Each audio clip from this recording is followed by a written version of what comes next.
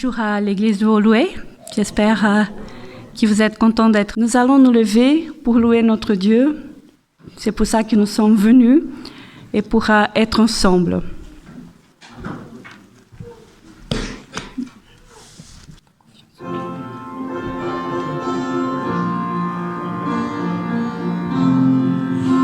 C'est déjà le début.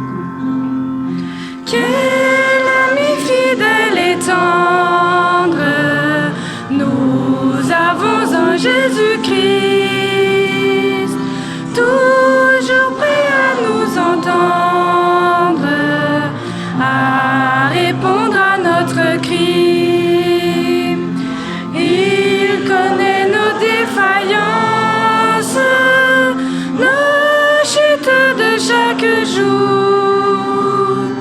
Sévère à ses exigences, il est riche en son amour. Quel ami fidèle et tendre nous avons en Jésus-Christ, toujours prêt à nous comprendre quand nous sommes en souci. Disons-lui toutes nos craintes, ouvrons-lui tout notre cœur. Bientôt ces paroles saintes nous rendront le vrai bonheur. Quel ami fidèle et tendre nous avons en Jésus-Christ, toujours prêt à nous apprendre à vaincre en comptant sur lui. S'il nous voit vrais et sincères à chercher la sainteté, il écoute nos prières et nous met en liberté.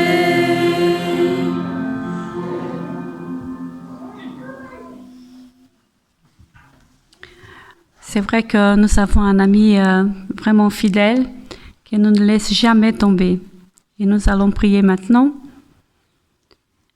Seigneur, on te dit merci que tu es notre Dieu. On te dit merci que tu nous as choisis, que tu es venu à donner ta vie dans tous les sens pour qu'on puisse avoir la vie. Et merci pour cet amour immense. Merci qu'il n'y a aucun problème qui soit plus grand que toi. Aide-nous, Seigneur, à avoir confiance en toi et ne pas nous laisser distraire, Seigneur, par tellement de choses que nous avons sur cette planète. Aide-nous à garder un cœur sincère, un cœur fidèle et à mettre en ordre, Seigneur, notre vie, à nous laisser transformer par toi, à nous laisser guider. Nous mettons, Seigneur, notre vie entre tes mains ce matin. Nous mettons aussi la vie de nos êtres chers. Seigneur, nous mettons aussi les malades entre tes mains. C'est les meilleures mains du monde. Que tu puisses être à leur côté. Que tu puisses leur donner la paix, l'espoir, la confiance. Que tu vas soit les guérir ou alors, Seigneur, faire autre chose parce que les idées ne te manquent pas.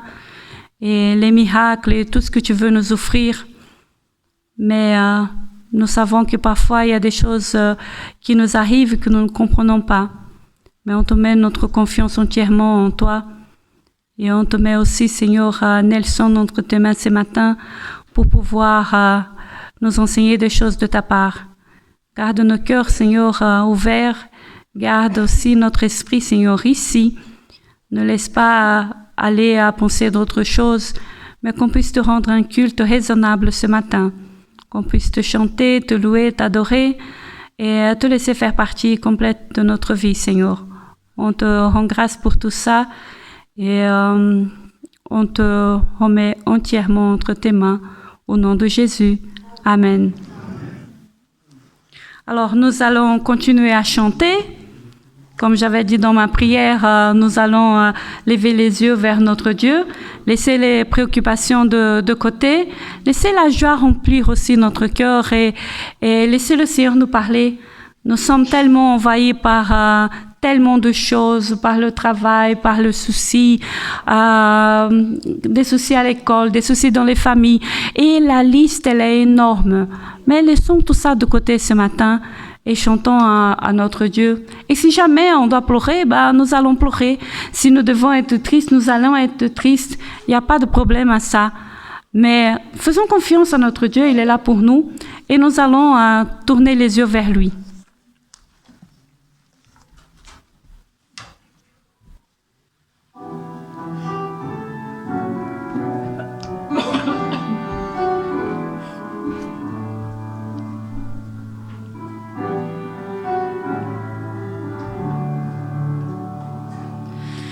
Tournez les yeux vers le Seigneur et rayonnez de joie. Chantez son nom de tout votre cœur, il est votre sauveur.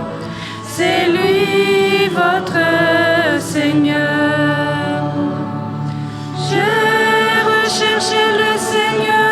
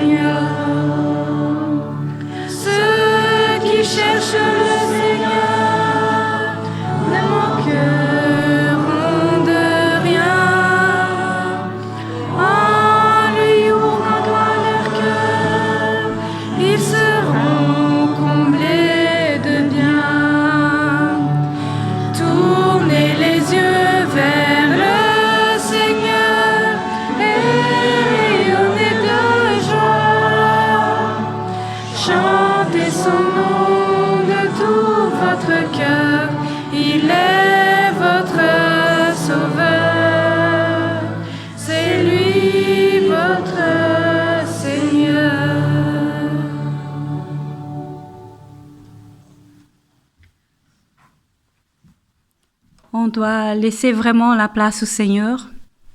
On doit laisser notre ego de côté, notre égoïsme et toutes les choses que nous éloignent de Dieu, le manque de pardon et parfois le manque d'amour, et faire la paix autour de nous.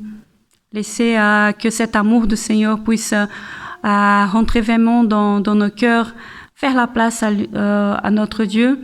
C'est lui qui doit être exalté et pas nous. Pourquoi? Parce que il connaît chaque personne, il connaît chaque souci, et c'est lui qui doit être exalté. Pas parce qu'il a besoin d'une gloire vaniteuse, mais parce qu'il veut nous protéger et il ne veut pas qu'on donne notre adoration à des vaines idoles. Mais ces idoles, elles ne peuvent rien faire pour nous. Mais lui, il peut tout faire. C'est pour ça que nous allons chanter que c'est lui qui est exalté ce matin dans nos cœurs.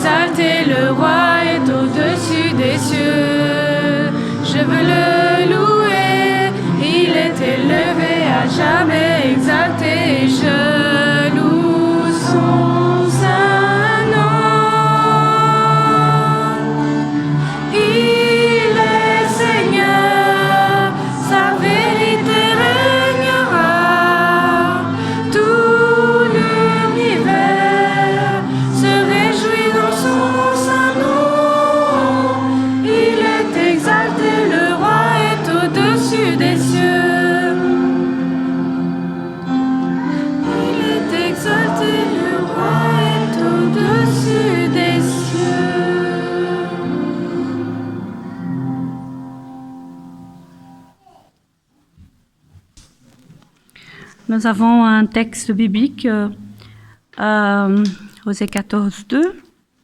Israël, reviens au Seigneur ton Dieu, car tu as trébuché sur ta faute. Nous allons écouter maintenant Nelson qui va nous parler et nous dire ce qu'il a préparé ce matin pour nous. Écoutons-le attentivement.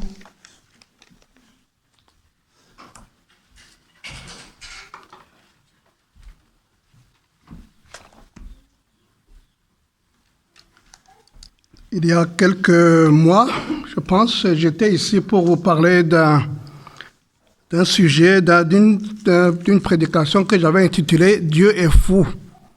C'était une question, est-ce que Dieu est fou? Je ne sais pas s'il y a quelques-uns qui étaient ici, je pense, je le vois qui étaient peut-être ici. Est-ce que Dieu est fou? C'était la question que je me posais.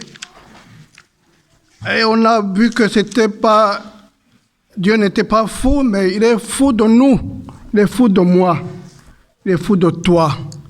J'ai aimé les histoires pour enfants que Daniel a racontées. Il est fou de moi. Ce n'est pas pour vous, il est fou de moi. Et on était parti dans l'histoire d'Osée, le prophète Osée de l'Ancien Testament, qui avait été demandé par Dieu d'épouser une prostituée.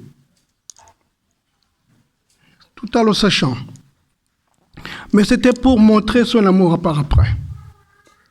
Et ce matin, je vous propose de continuer dans ce sujet, mais nous allons nous baser sur le chapitre 14 de Osée. Chapitre 14 de Osée. Et nous allons... C'était difficile de trouver un titre à ce sermon, parce que je me disais, est-ce que ce sont les bonnes choses qui deviennent divines, ou c'est l'idolâtrie qui est parlée ici? Et j'ai opté pour Dieu qui poursuit les idolâtres. Un Dieu qui poursuit les idolâtres. Et je vous propose donc de lire ce chapitre. Rapidement, c'est 9 versets seulement, 10. Et après, nous allons voir ce que cela peut nous laisser comme des gens qui vivent actuellement. Parce qu'après tout, la Bible a été écrite par Dieu pour servir de leçon, pour enseigner, pour nous corriger dans toutes les générations. Et c'est ce que j'aime de la Bible. Toute génération peut s'y voir. Aujourd'hui, le livre de Osée a été écrit il y a beaucoup d'années, il y a beaucoup de siècles avant Jésus-Christ même. Mais aujourd'hui, elle peut nous servir de leçon. On peut y tirer quelque chose, ici et maintenant. Alors je vous propose de le lire. Israël, reviens à l'Éternel ton Dieu, car tu es tombé par ton iniquité. Apportez-vous des paroles et revenez à l'Éternel. Dites-lui, pardonne toutes les iniquités et reçois-nous favorablement. Nous t'offrirons au lieu des taureaux l'hommage de nos lèvres. L'Assyrien ne nous sauvera pas. Nous ne monterons pas sur les chevaux.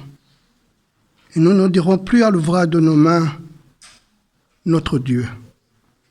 Car c'est auprès de toi que l'orphelin trouve la compassion. Je réparerai leur infidélité. J'aurai pour eux un amour sincère, car ma colère s'est détournée d'eux. Je serai comme la rosée pour Israël. Il fleurira le lit, et il poussera des racines comme le Liban. Les rameaux s'étendront, il aura la magnificence de l'olivier et le parfum du Liban. Ils reviendront s'asseoir à son ombre Ils redonneront la vie au froment, et ils fleuriront comme la vigne. Ils auront la renommée du vin de Liban. Ephraim, qu'ai-je fait encore avec les idoles? Je l'exaucerai, je le garderai. Je serai pour lui comme un cyprès verdoyant. C'est de moi que tu recevras ton fruit. Que celui qui est sage, que celui qui est intelligent les comprenne.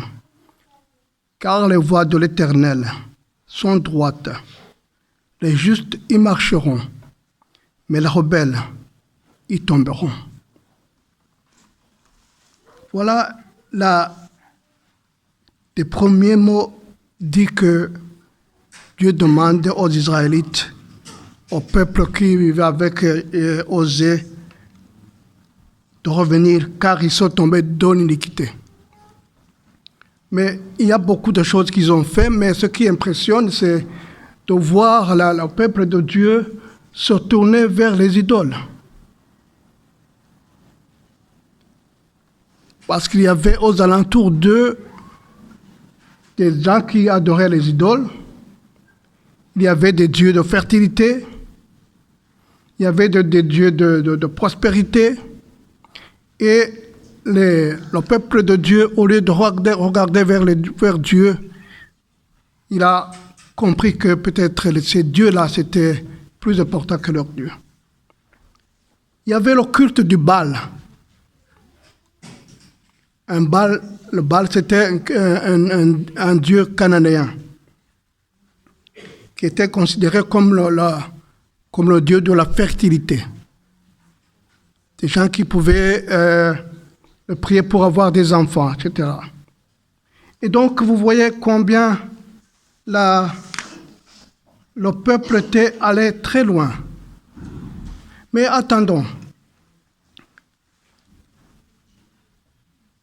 Je n'ai jamais trouvé quelqu'un, en tout cas ici où nous vivons, quelqu'un qui a une idole qu'il vénère, qu'il prie. Je n'ai pas encore trouvé. Ou bien quelqu'un qui a une statue d'or dans son salon. C'est de plus en plus du temps du passé, mais réfléchissons encore.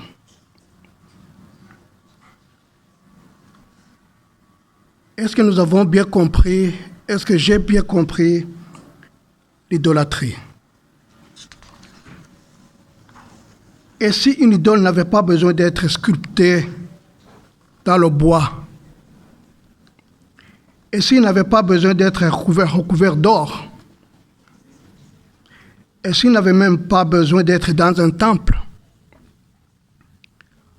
Les idoles d'aujourd'hui, ce qui est dangereux, c'est qu'ils sont souvent invisibles. On ne peut pas les photographier. On ne peut pas les exposer au musée. Elles n'ont pas besoin de sacrifice de moutons ou de chèvres actuellement.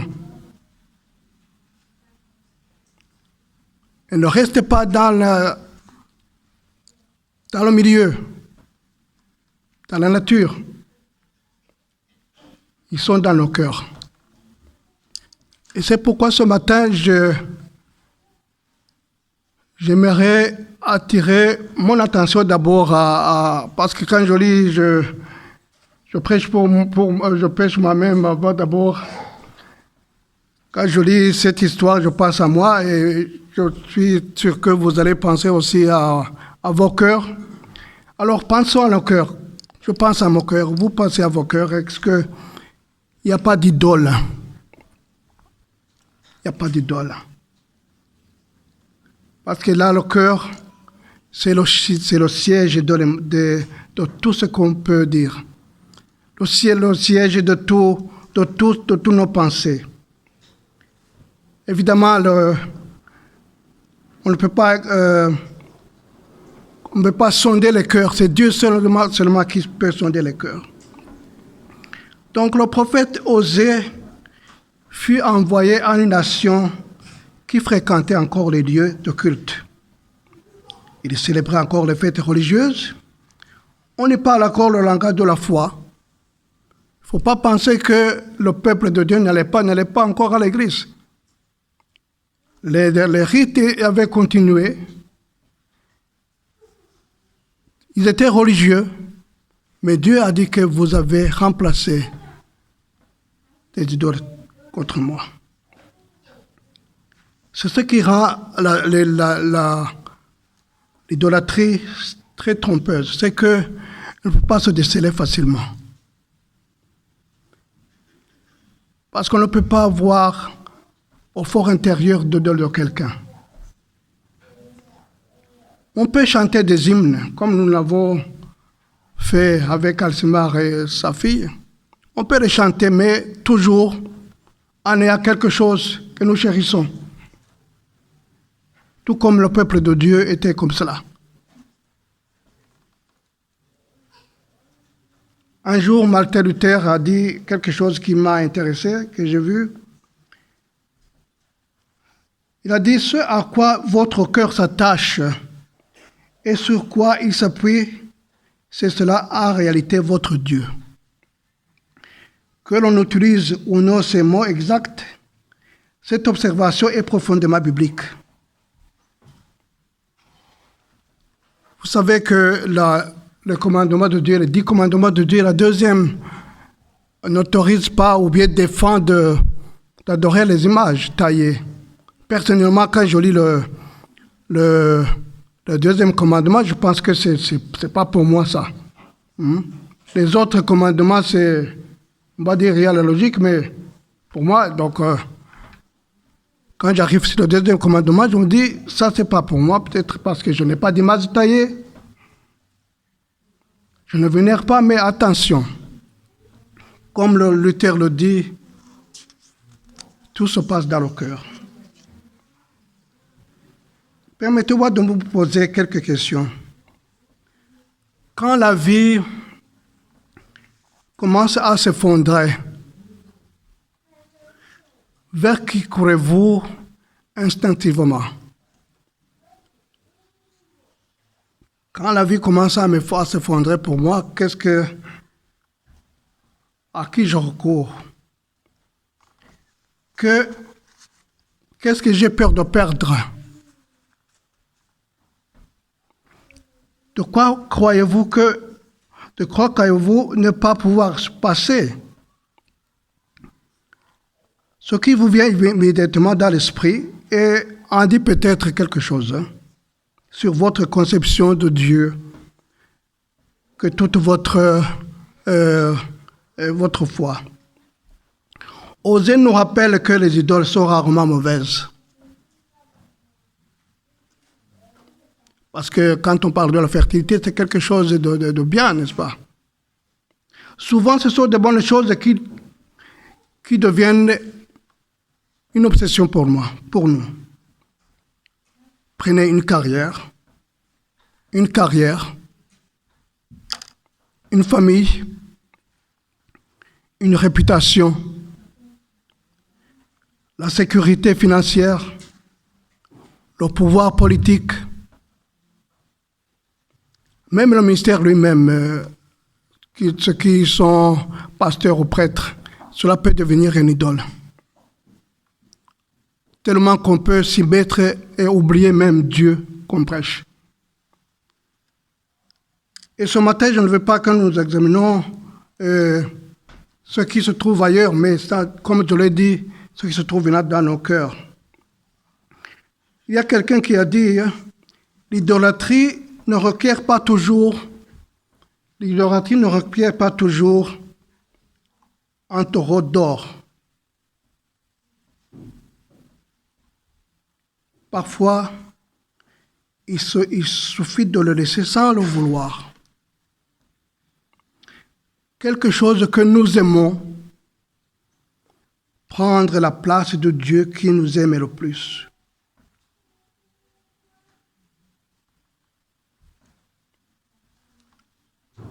Le peuple de Dieu, comme nous, était en difficulté, non pas parce qu'ils avaient cessé d'être religieux, mais parce qu'ils avaient remplacé Dieu par autre chose.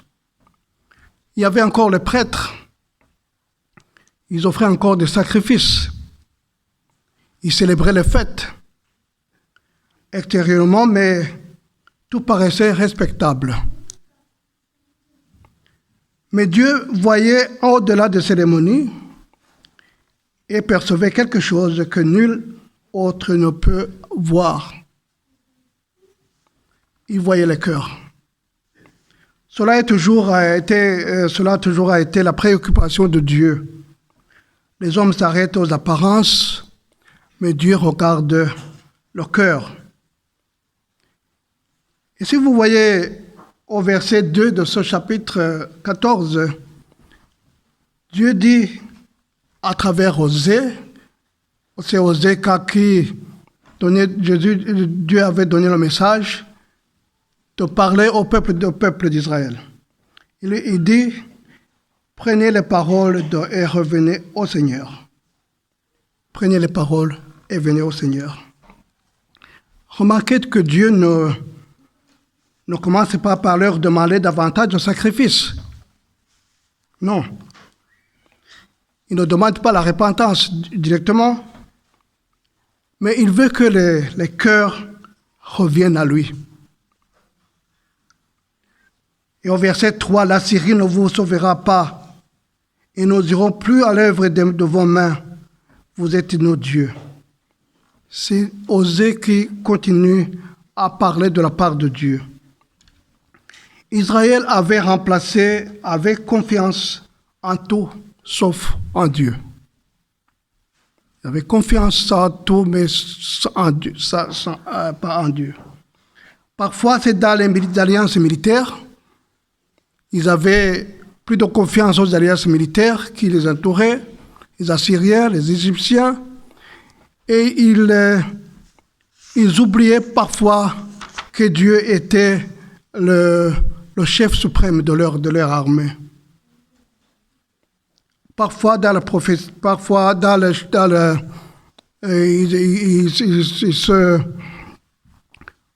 ils se basaient surtout sur leur puissance économique, et cela leur faisait oublier le Dieu qui les a donné même cette prospérité. Parfois, dans les dieux de fertilité, comme je viens de le dire, nous cherchons encore partout la sécurité avant de nous tourner vers Dieu. C'est le cas, pour moi en tout cas, quand on est dans la détresse, le premier réflexe, ce n'est pas Dieu parfois, mais c'est peut-être de vérifier sur mon compte en banque pour voir si j'ai une solution à cela. Et c'est peut-être parfois appeler quelqu'un qui va m'aider, appeler un ami qui a le même problème que moi. Et d'autres se réfugient dans les divertissements pour échapper à la réalité. D'autres se jettent dans le travail, comme une façon de se réfugier. Certains cherchent même le contrôle. Ils cherchent le contrôle de la société. Ils croient qu'en contrôlant une situation, personnellement, ils vont être bien. Mais aucune de ces choses nécessairement un péché. Donc, ce n'est pas un péché, mais de là à remplacer notre travail, notre compte bancaire à Dieu, c'est là où vient le problème. Le problème survient lorsque nous entendons des dons de Dieu, qu'il fasse ce que seul Dieu peut faire. Et une autre personne qui a écrit quelque chose qui m'a intéressé, il s'appelle Timothy Kelly. Il a écrit que une idole est tout ce qui a plus d'importance à vos yeux, et que Dieu, tout ce qui absorbe votre cœur, et votre imagination plus que Dieu, et tout ce que vous cherchez à obtenir de vous. Ce que seul Dieu peut donner, cela le résume bien le message de Osée. Une idole n'est pas forcément mauvaise. Parfois, c'est quelque chose qui nous fait du bien, mais qu'on a mis au-dessus de Dieu. En réalité, les idoles sont plus dangereuses. Les idoles les plus dangereuses sont plus souvent de bonnes choses. Votre famille peut être une idole. Votre santé peut être une idole. Votre réputation peut être une idole. Même votre ministère, comme je l'ai dit avant. C'est pourquoi l'idolâtrie est difficile à déceler. Personne ne se lève en disant ce matin, et je vais vraiment remplacer Dieu. Ça vient progressivement. Ça vient progressivement, sans le savoir. Vous pouvez observer les arbres là, il y a des herbes qui tournent autour de l'arbre. Ça commence par petit à petit, ça grimpe, et jusqu'à ce que l'arbre entier peut être couvert. Voilà comment on peut, n'est-ce pas, perdre les repères sans le savoir, progressivement. Une bonne chose, une famille, un travail, petit à petit, ça remplace Dieu.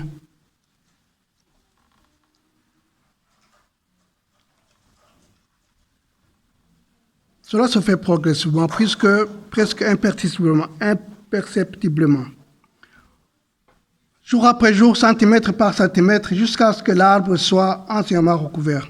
Nos cœurs ont cette capacité extraordinaire de recevoir de bonnes choses et de disposer discrètement sur le trône. Dans Matthieu 6, verset 21, on nous dit, « Là où ton trésor, là aussi est ton cœur. » Il n'a pas dit que ton cœur suit la théologie. Il dit qu'il suit ton trésor. Alors peut-être que la question de ce matin n'est pas « ai-je une idole ?» Mais la question la plus pertinente et la plus importante à se poser, c'est « à quoi est accordée ma plus grande confiance ?» À quoi est accordée ma plus grande confiance? En qui je me confie? Qu'est-ce que je crains le plus de perdre? Est-ce qui, si je le perdais, me ferait douter du sens de la vie? Ces questions commencent à révéler les idoles cachées du cœur. Et c'est précisément ce que Osée, et à travers ses paroles, c'est le message de Osée qu'il veut donner au peuple. Non pas avec un veau d'or dans un champ, mais avec un cœur qui s'est peu à peu éloigné de Dieu vivant.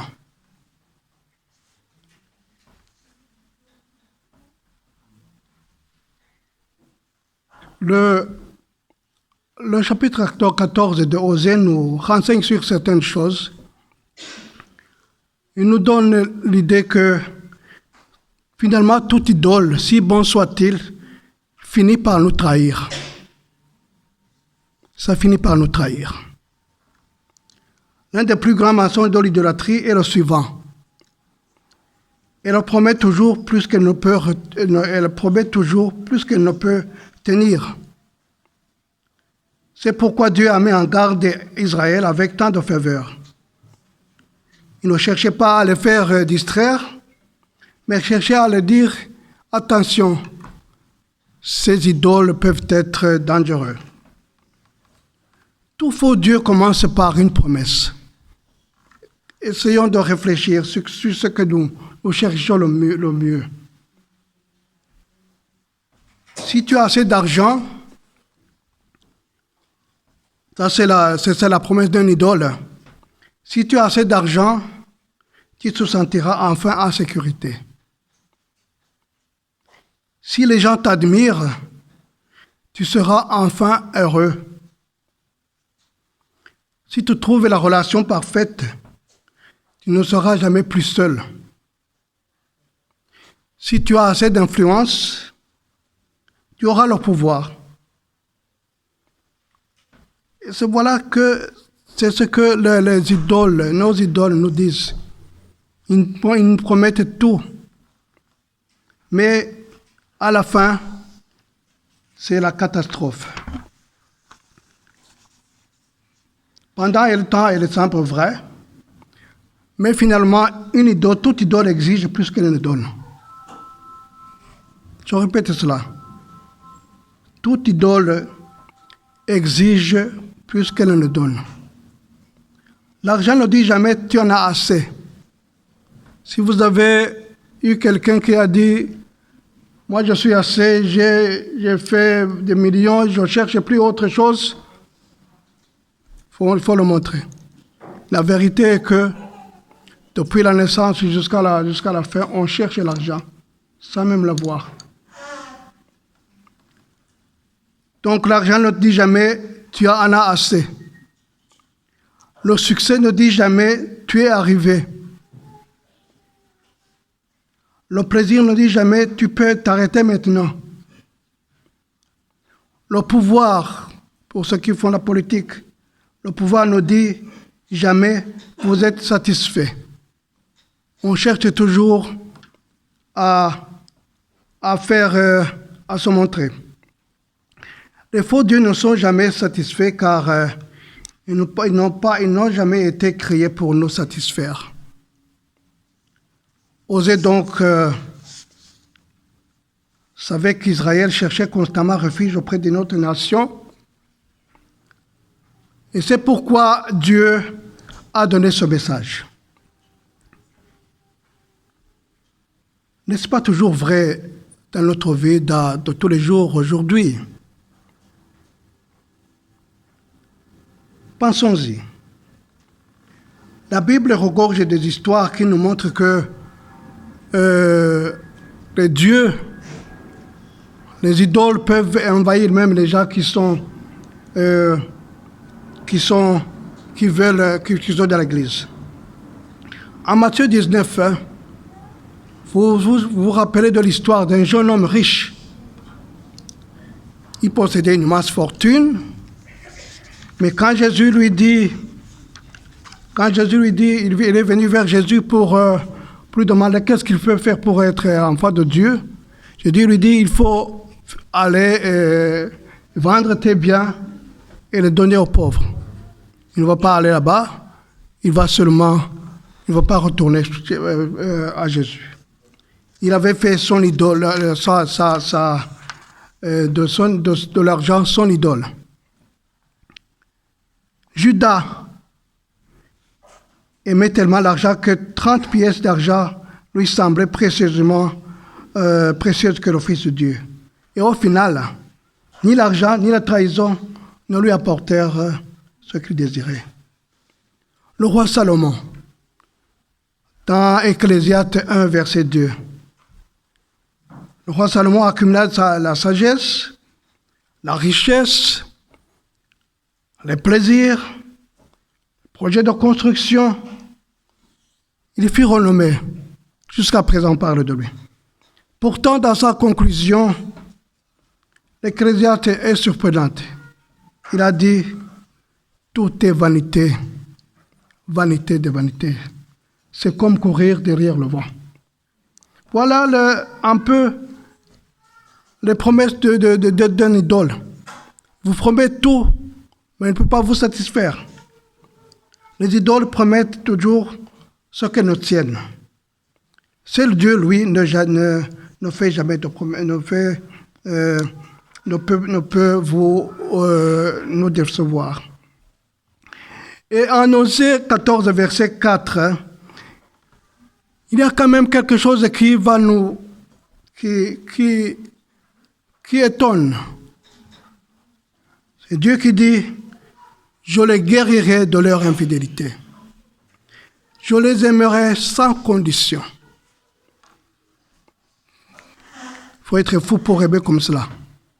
Des gens qui se sont détournés de la vraie adoration, ils adorent Baal, ils se font, je ne sais pas moi, ils se confient à d'autres, mais Dieu lui leur dit, je guérirai leur infidélité, je les aimerai sans condition. Voilà le message en fait de Osée. Remarquez ce que Dieu ne dit pas. Il ne dit pas, gagne ta place. Il ne dit pas, fais tes preuves pour que je te guérisse. Il dit seulement, je te guérirai. Voilà la différence entre Dieu et les idoles. Les idoles prennent, Dieu donne. Les idoles asservissent, Dieu libère. Les idoles consument et Dieu restaure. Peut-être sommes-nous épuisés aujourd'hui, non pas parce que la vie est difficile, mais parce que nous avons demandé autre chose qu'à Dieu de porter un fardeau pour lequel il n'a jamais été conçu. Voilà le problème. Une carrière peut ne pas porter votre identité. Un mariage ne peut pas porter votre âme. Les enfants ne peuvent pas porter votre raison d'être.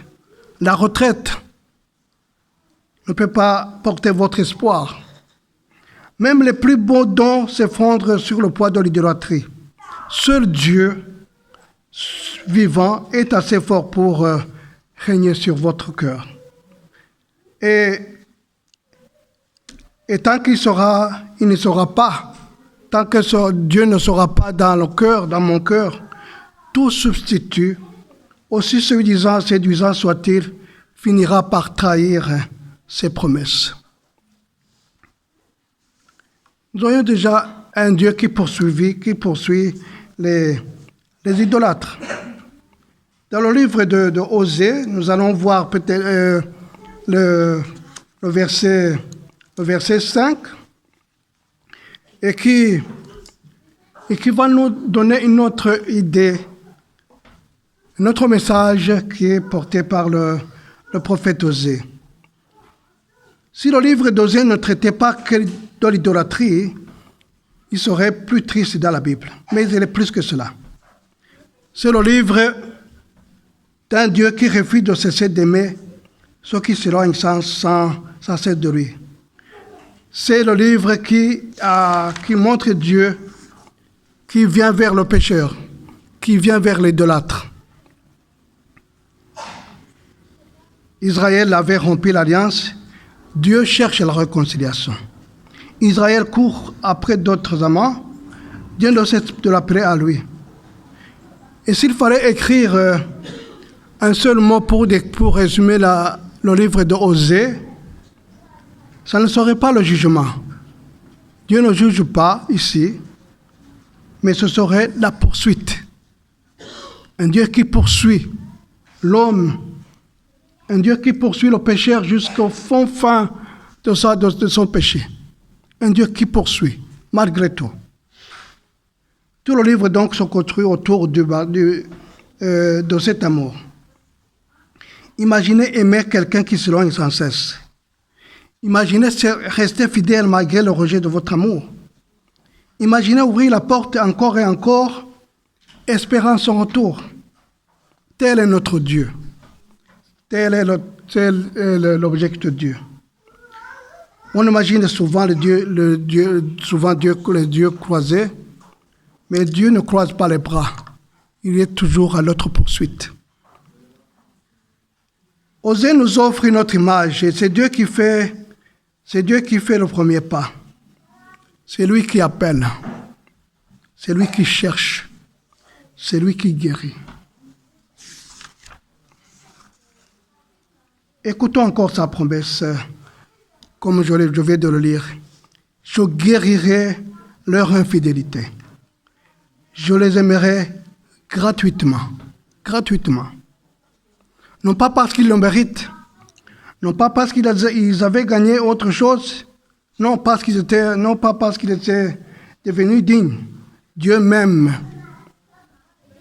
parce que c'est sa nature. Voilà même l'évangile que Jésus portait quand il était venu sur cette terre. Il était venu faire montrer cet amour de Dieu.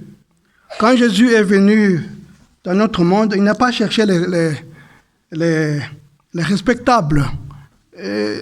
Souvenez-vous de ces histoires. Il a cherché les idolâtres. Il est assis avec les collecteurs d'impôts, des gens qui étaient méprisés.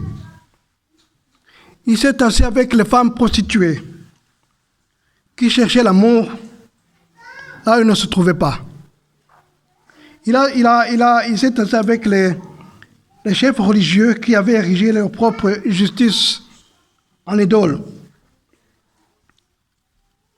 Voilà ce que Jésus a côtoyé quand il était sur cette terre. Chacun de ceux que Jésus rencontrait avait quelque chose qui convoitait le trône de son cœur. Et Jésus ne s'est pas contenté de dire « arrêtez », non. Il a offert quelque chose de meilleur. Voilà le secret de vaincre l'idolâtrie, c'est vaincre. On ne vainc pas une idole en ayant... on ne vainc pas une idole en essayant de la haïr. Quelqu'un a dit pas comme cela. On la vainc en aimant davantage Jésus. La vie chrétienne ne consiste pas seulement à éliminer les faux dieux, mais à les remplacer par le vrai Dieu. Dans Jean 5, verset 21, c'est le Jean qui a écrit cela, il a dit « Petits enfants, gardez-vous des idoles. » Pourquoi Jean a écrit cela? Parce que la certitude de la vie éternelle pour lui est l'amour. Parce que Jean savait que chaque génération serait tentée de remplacer Jésus par autre chose de moindre valeur.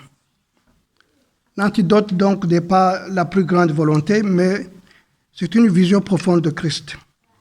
Quand on est en Christ, quand on est en communion avec Jésus, tout devient simple.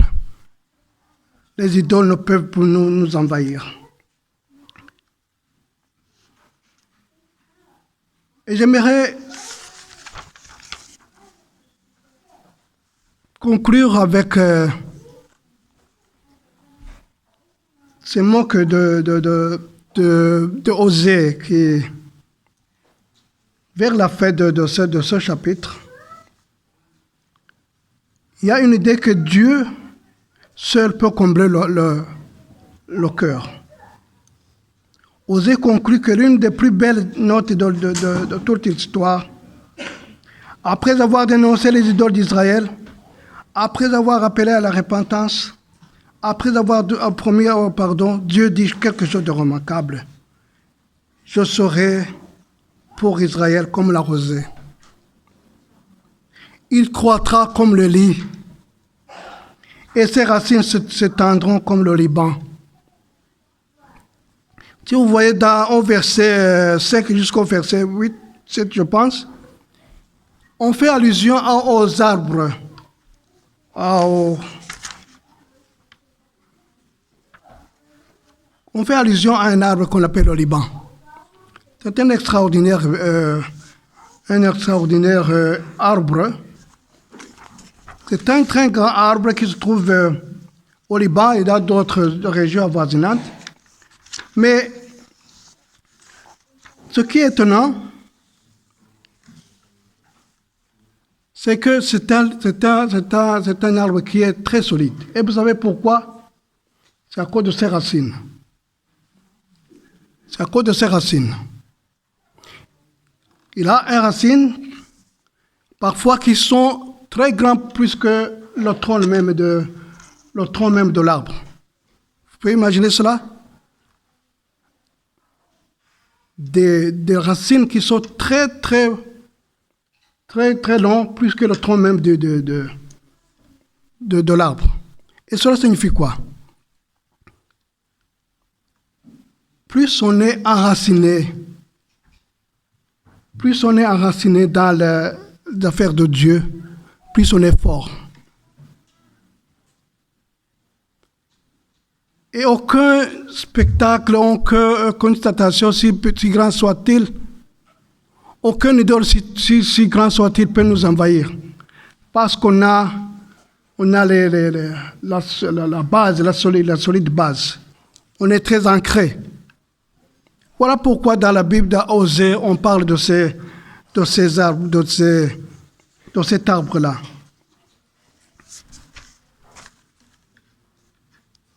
Dieu nous comble de cœur et nous comble de joie. Et dans ce verset-là, vous avez lu la rosée. La rosée donne la vie à la terre aride. Parce que Dieu promet d'être comme une rosée, si nous revenons à lui. Le lit symbolise la beauté, le cèdre du Liban symbolise la force et la stabilité, l'olivier symbolise la fécondité, le vigne qu'on a trouvé dans la Bible aussi symbolise la bénédiction. Voilà ce que Dieu offre, mais à condition qu'on revienne à lui. À condition qu'on revienne à lui. Il y a une condition. À condition qu'on se répande. À condition qu'on ne puisse pas remplacer les dons par Dieu. Jésus dit, je suis la vie. Je suis la vie. Il promet la satisfaction. Il dit, celui qui boira de l'eau que je lui donnerai n'aura plus de soif. Il promet la sécurité.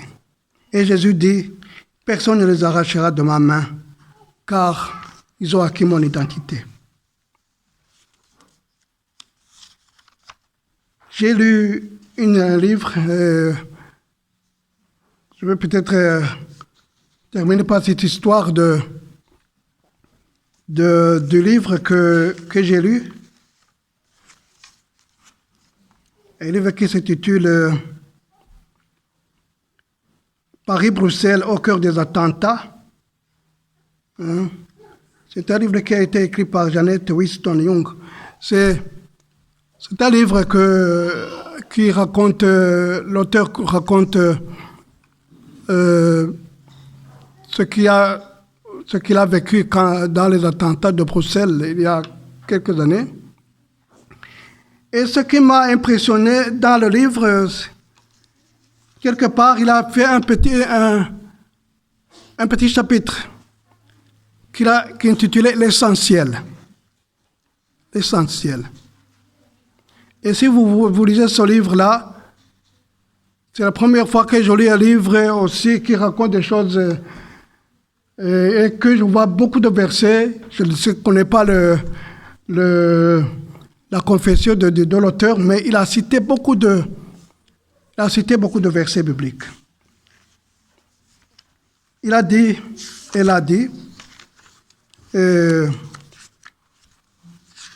ceci dans ce livre-là. Au fil de mes lectures, j'ai découvert que Dieu n'est pas ce qu'on en parle habituellement et qu'il répond de façon très cohérente aux grandes questions de la vie.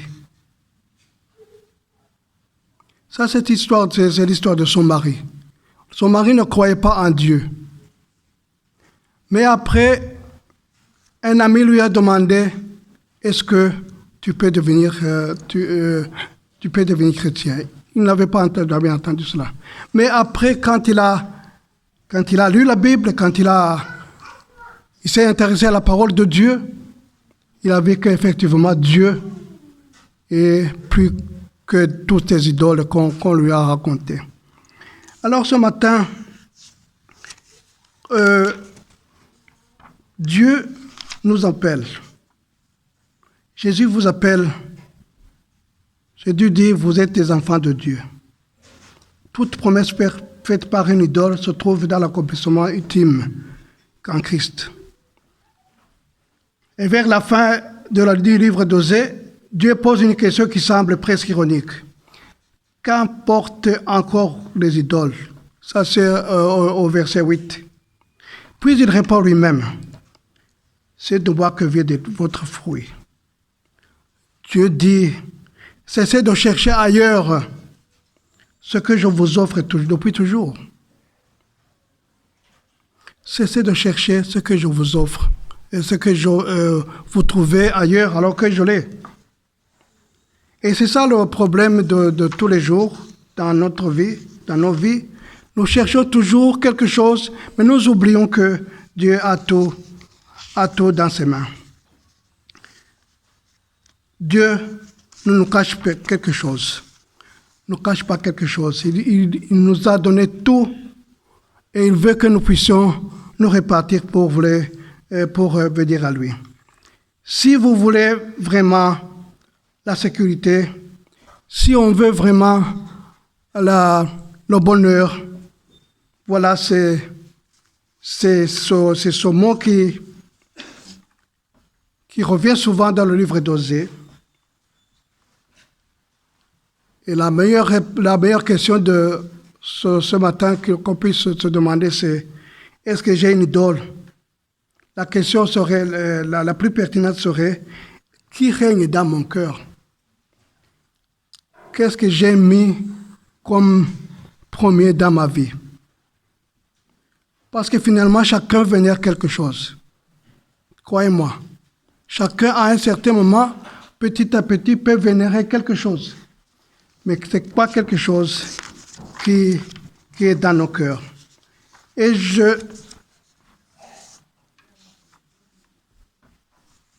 j'aimerais tout en m'interpellant aussi, à considérer le message d'Osée comme un message d'aujourd'hui. Un message qui nous demande de nous repentir. Un message qui nous demande de tendre les mains, d'accepter la restauration de Dieu. Parce qu'il restaure. Même si nous sommes allés très loin, il est capable de nous sauver, de nous guérir. Dieu ne vous demande pas de purifier votre vie avant de venir à lui. Il vous invite simplement à venir à lui. Parce que c'est lui qui guérit. Amen.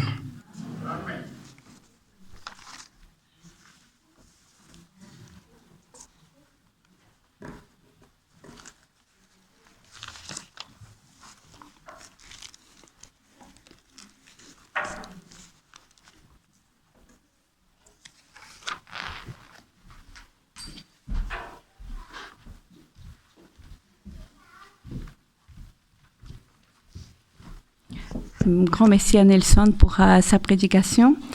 Ça m'a beaucoup touché ce mot « restaurer ». Je crois que quelque part, nous avons tous des blessures et le Seigneur, il veut vraiment nous restaurer. Les chants que nous allons chanter maintenant, c'est un chant que nous allons faire a cappella. Je crois que vous avez remarqué que le pianiste n'était pas là ce matin, mais ça s'est bien passé jusqu'à maintenant. Et ça va continuer. Mais j'aimerais que pendant que vous chantez, vous preniez ce chant comme une prière parce que c'est très beau.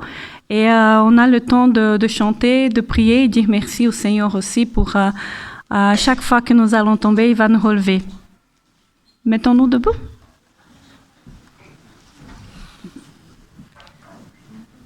Oh Dieu, relève-nous, rends-nous la vie. Prête l'oreille, berger d'Israël. Oui, sauve-nous dans ta grâce infinie. Tourne vers nous ta face, Emmanuel. Oh Dieu, relève-nous. Oh Dieu, relève-nous.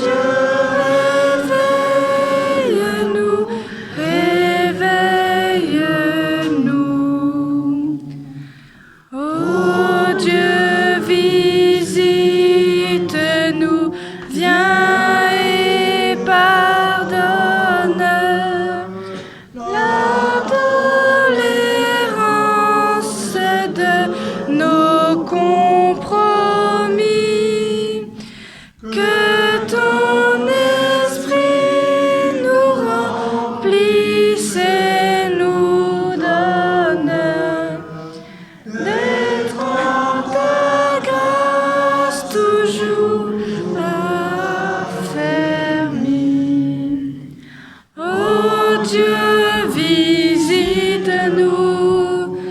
Oh Dieu, visite-nous.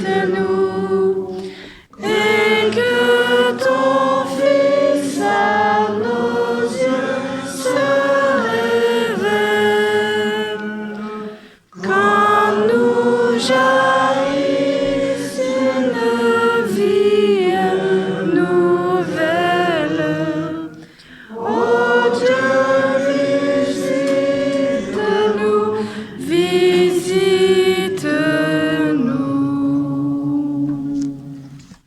Amen. Prions. Notre Père Céleste, merci infiniment parce que tu es un Dieu qui poursuit le pécheur jusque dans son péché. Merci parce que tu es un Dieu patient et qui veut que nous puissions retourner vers toi. Nous voulons, Seigneur, te confier notre vie. Nous voulons te confier notre vie en tout entière, des choses que nous aimons le plus, que nous ne puissions pas les mettre au-dessus de toi. Seigneur, chacun d'entre nous, d'une façon ou d'une autre, il t'a remplacé par quelque chose. Et nous voulons, Seigneur, que durant notre vie, nous puissions être, Seigneur, tes enfants qui te respectent et qui te vénèrent, Seigneur. Nous ne pouvons rien faire sans toi. Nous voulons que, alors que nous allons quitter ici, que tu nous donnes de ta force et que nous puissions avoir ces racines, Seigneur, comme le Liban, que nous puissions avoir ces racines qui nous permettent d'être solides et d'avoir confiance en toi. Et nous aider, Seigneur, et que cette parole nous puisse nous aider à marcher avec toi. C'est au nom de Jésus que je prie. Amen.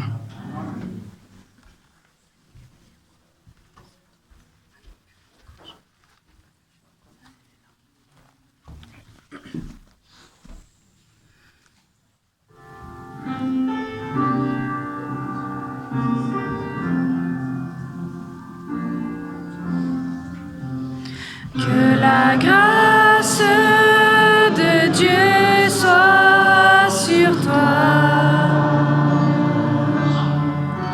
pour t'aider à marcher dans ses voies. Reçois tout son pardon et sa bénédiction. Va en paix dans la joie, dans l'amour. Que le Maître te garde toujours dans l'attente de son grand retour. Mets ta main dans sa main tout le long du chemin. Va en paix dans la joie, dans l'amour.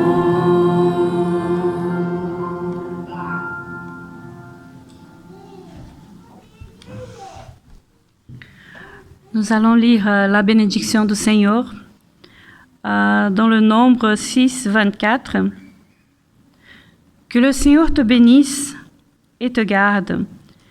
Que le Seigneur fasse briller sa face sur toi et t'accorde sa grâce. Que le Seigneur lève sa face vers toi et te donne la paix. Que le Seigneur puisse vous bénir abondamment cette semaine et que vous puissiez lui laisser la place pour vous guérir, vous restaurer et prendre toute sa place cette semaine. Bon sabbat à tous.